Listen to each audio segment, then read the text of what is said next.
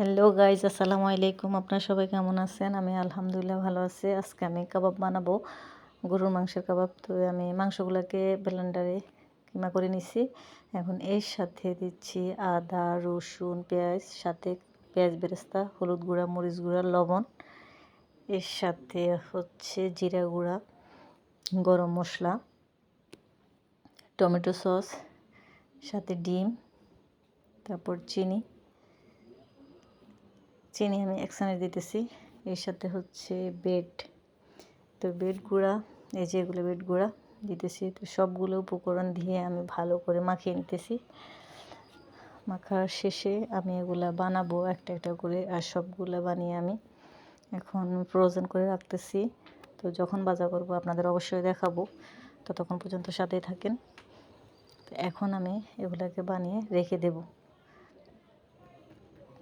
তো কেমন হয়েছে ভিডিওটা জানাবেন, আর কার কার পছন্দ কাবাব তো জানাবেন।